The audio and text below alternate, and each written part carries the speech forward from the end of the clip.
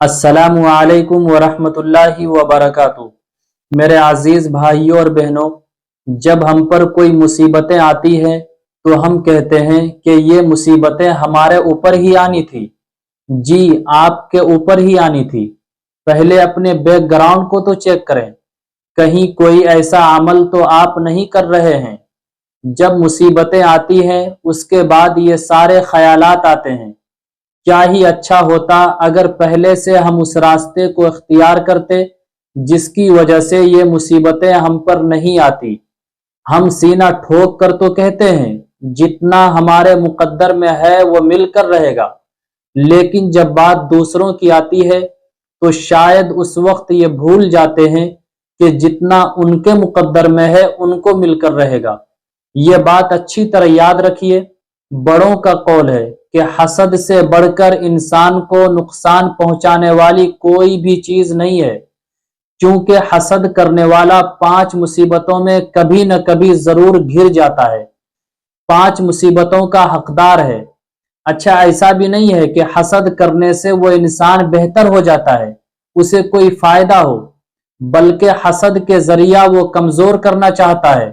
لیکن یہ بھی سچ ہے، اگر کوئی کسی کو گڈھا میں دھکیلنا چاہتا ہے تو جس کو دھکیلنا چاہتا ہے وہ تو نہیں گرتا ہے، لیکن حسد کرنے والا ضرور گر جاتا ہے، اور جس سے حسد کرتا ہے اسے کوئی فرق بھی نہیں پڑتا ہے۔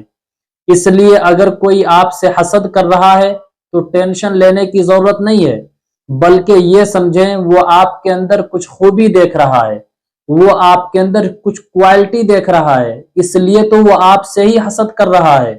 اور اگر آپ کسی سے حسد کر رہے ہیں پھر آپ اس سے بچیں، کیونکہ آپ اپنے اوپر اس مصیبت کو مول لے رہے ہیں جو سب سے خطرناک ہے۔ اب سنیے، حسد کرنے والے کو 5 مصیبتیں جو آتی ہیں وہ کیا کیا ہیں۔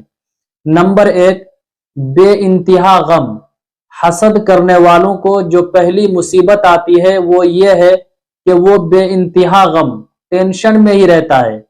ارے یار، اس نے زمین لے لی، ارے یار یہ تو مجھ سے بھی آگے بڑھ گیا، ارے اس کے پاس بھی پیسے ہیں۔ کوئی ترتیب لگا کر اس کو کمزور کرنے کی کوشش کی جائے تو اس کو غریب بنانے کی کوشش کی جائے، ارے وہ اتنا قابل ہو گیا۔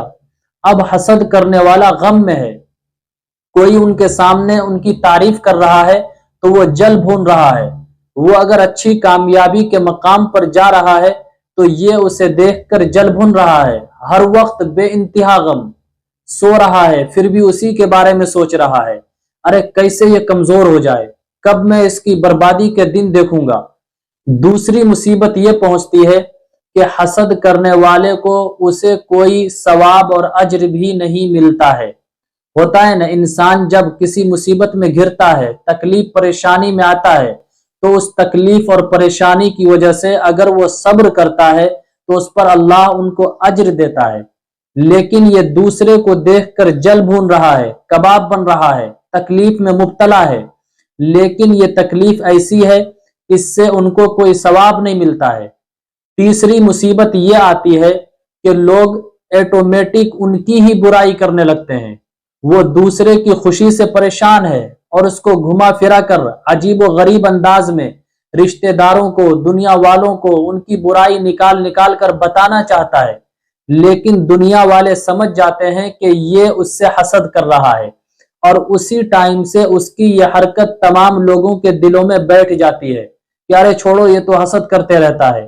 پھر ان کی رشتہ دار بھی رسپیکٹ نہیں کرتے ہیں، تعریف تک نہیں کرتے ہیں کہ ارے ان کا کیا ٹھکانا، یہ تو اس سے بھی حسد کرتا ہے، کیونکہ حسد کرنے والا جس سے حسد کرتا ہے وہ ہے نا، ان کی کبھی وہ تعریف سن ہی نہیں سکتا ہے، نہ کبھی ان کو اچھے مقام پر وہ دیکھ سکتا ہے، نہ کبھی ان کا کھانا پینا اٹھنا بیٹھنا، ان کے گھر مکان ان کو اچھا لگ سکتا ہے، اس کی خوشیاں بھی وہ نہیں دیکھ سکتا ہے۔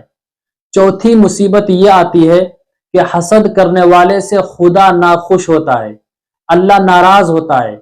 حسد کرنے والے سے خدا کبھی راضی نہیں ہو سکتا ہے، مطلب اللہ کہتا ہے میں نے تم کو بھی خوشیاں عطا کی ہے، ان کو بھی خوشیاں عطا کی، تم کو کیا پرابلم ہے؟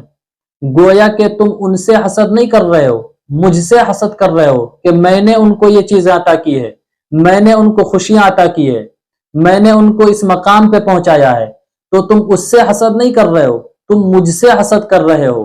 तो हसद, बुग़्ज़, ये जान कर और इसी तरीके से जलन जो होते हैं इसी का हिस्सा है। हसद करना, बुग़्ज़ करना, जलन करने वालों से अल्लाह राजी नहीं होता है। हसद करना, जलन करना, किसी को देखकर जलना, ये हराम है, हराम। पांचवी मुसीबत हसद करने वालों पे ये आती है कि उस पर तौबा का दरवाजा बंद हो जाता है। अल्लाह अकबर। उन्हें तौबा की तौफीक नहीं मिलती है, सारी जिंदगी वो हसद जलन में ही लगा रहता है। अब हमें और आपको गौर करना है कि कहीं हम किसी से हसद तो नहीं कर रहे हैं। कोई एक बंदे से भी कर रहा होता है, कोई ऐसा भी होगा 5-6 बंदे से कर रहा होगा। कुछ लोग ऐसे हैं कि उनके दिल में हर किसी के बारे में हसद है, वो सिर्फ अपनी ही तारीफ सुनना चाहता है, अपने अलावा किसी को अच्छा कहता ही नहीं है कि जो हूं तो वो सिर्फ मैं ही हूं। ऐसे भी बंदे दुनिया में होंगे। तो हमें और आपको गौर करना है, अगर हमारे दिलों में किसी के बारे में बुग़्ज़ है, किसी को लेकर हम जल रहे हैं, भून रहे हैं, कबाब बन रहे हैं, हसद कर रहे हैं, तो आज से वादा कीजिए इंशाअल्लाह हम किसी से भी हसद नहीं करेंगे।